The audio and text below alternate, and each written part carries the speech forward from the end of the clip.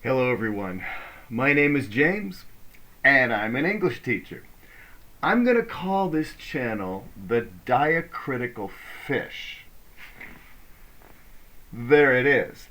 I'll tell you why very soon. You will like it. My favorite part of teaching English is helping students speak better. To help them develop their pronunciation so that everyone understands them better in English. That's my favorite part.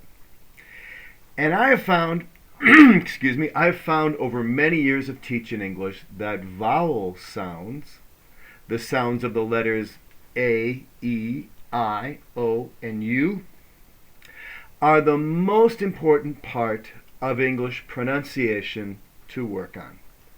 Vowel sounds create definitely more than half of all the problems that you may have with pronunciation. So in my first set of videos, I'm going to talk about interpreting the vowels in English.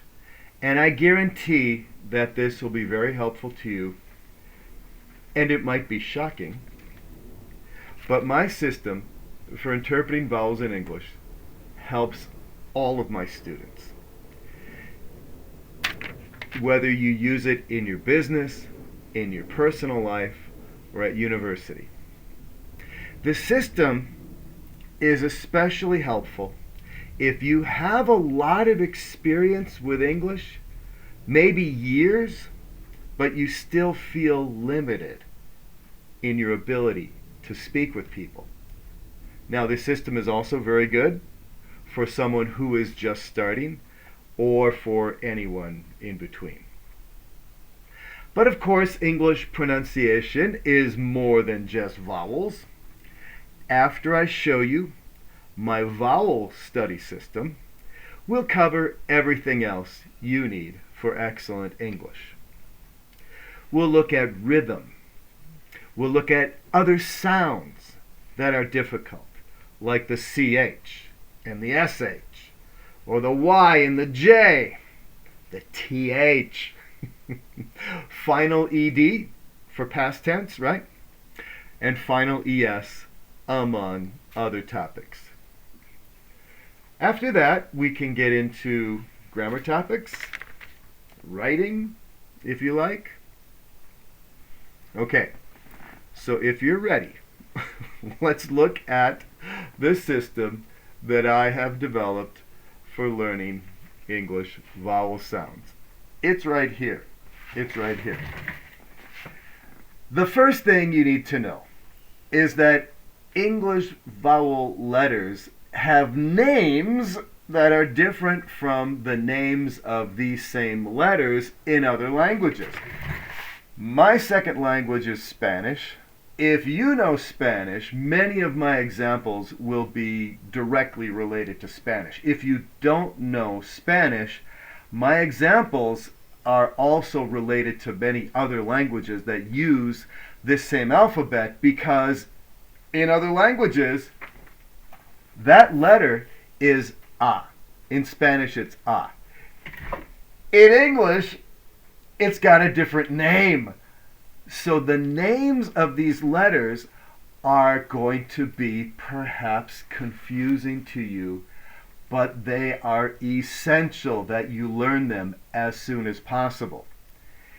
You see, English has more than two possible interpretations for every vowel letter. The minimum is 3. The letter O has something like 6 common interpretations. So what do? What we need is the diacritical fish and all of these symbols, which we're going to use diacritically, which means we're going to mark above the letters in the text so that we know, that we can remember. This is a memory aid. It's going to help you remember. Wait, was this A, like father? Or was this A, like the word makes? Or maybe it was some other interpretation of the letter A. Yeah. So this is a help, it's a memory aid. There are more interpretations for every letter. The memory requirements are ridiculous if you don't have some kind of marking system. When you have a marking system, now it's manageable because now you recognize the category and you can think of these words in categories depending on the vowel letter interpretation. So here we go. The first thing you need to know is that the letter A sounds like A in many, many words, maybe 50%. The letter E. So there's A, this is E, this is I, and that's Y, and they function the same. So functionally, it's the same thing. This horizontal arrow is a diacritical mark.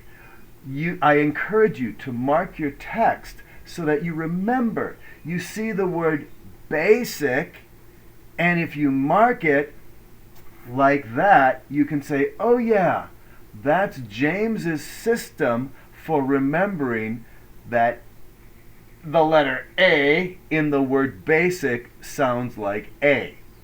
So the first thing I recommend everyone learn is the names of all the letters, the vowel letters especially. So here we go. A, E, I. It's A, E, I. I don't know why, but it's A, E, I. A, E, I? Yes, A, E, I. But why? Why is it A, E, I? I don't know why, but it's A, E, I. A, E, I. A, E, I. A, E, I. It makes us cry, but it's A, E, I, and we don't know why. Learn that. Learn it. Now, why do I have this arrow as a diacritical mark? Because this A is a moving thing. It's two sounds. If you were going to spell that A in Spanish, you would use two letters. Maybe you're familiar with the International Phonetic Alphabet. The International Phonetic Alphabet uses two symbols. Now, for reasons that are my own, I don't start with the International Phonetic Alphabet. I start like this. Okay, A, E. Even this E is more E than you think. It is moving, and you notice it more in some places than in others. This I is two things. I. You can see my mouth move. I. Right. That's what you need to know as soon as possible. Do not delay on this kind of thing. All right. Then we have O. Now notice, all of you people learning English, that I also put the arrow on English O. It's O, not just O. Our word G-O is not go, it's go. And then G-O-I-N-G is going. Going, not just going, going. So, if you can incorporate that into your English now or very soon, I guarantee you it's helpful. It will help people understand you. Okay, so that's O. Here I've got U. And notice, I've got a little extra letter there. If you ever want to use more than just my system, do it. If you like to put some letters from your language to help you out, yes. If you think the International Phonetic Alphabet is a good idea for you, use it. Okay? So, A, E, I, O, U, whatever is that? That's a little symbol for a ghost, because a ghost says, "Ooh." Okay, it doesn't just a ghost is not just going to say ooh. No, it says ooh, ooh, ooh. It's more ooh than you think, okay? So whenever we encounter something in English which represents ooh, we'll put this ghost, and that will help you remember. All right then. Father, remember now, we have words in English that use the letters as in many other languages. So the A in the word father is ah. So here we go. We got father makes hats. That is a little hat. That's the other diacritical mark that is very common for the letter A. They need beds. Tina likes fish. Fish. It's not exactly fish, it's fish. So in, is, if, it. Very common sound in English is this it. Now your association from your native language is the sound in Tina or pizza or magazine. And you're going to maybe say E, but it's not E, it's it. So you'll learn that. You will learn that. Okay, then what? This is very, very disorienting to most of my students.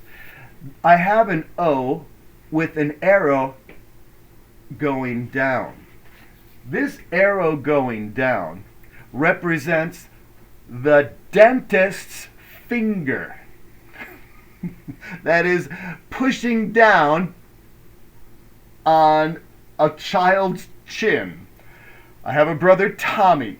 On Tommy's chin, the doctor said, Tommy, open your mouth and say, ah, so the doctor can work in Tommy's mouth.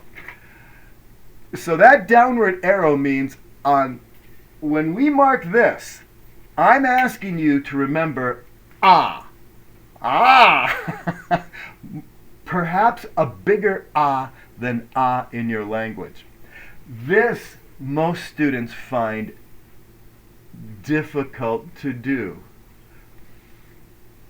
Well, my brother's name is Tommy. My father's name is John. My best friend when I was a little kid across the street was Scott.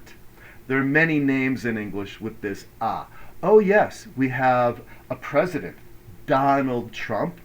You've got Robert Downey Jr. was Iron Man. Okay? This O is ah in the word not. Not now, not now. So this is an important thing to work on immediately. I would say immediately. Learn A, E, and I. Learn ah. Then learn that. That's the picture of a cup. Cup. Do you remember the movie, I think from Pixar? There was an old man and he moved his house with a bunch of balloons. The movie's name was Up. Up. Yeah, that's the movie name, Up. That's a cup sound. And we're going to put that cup in many places, actually. But the most common place to see this cup will be with words with the letter U. Also a letter O. So up and cup and much and lunch and bunch and culture and function and structure. All right. What's that? That's a book. So for this, the one of the most common combinations, the most common combination of letters for this oo or this is two O's together, a double O. All right.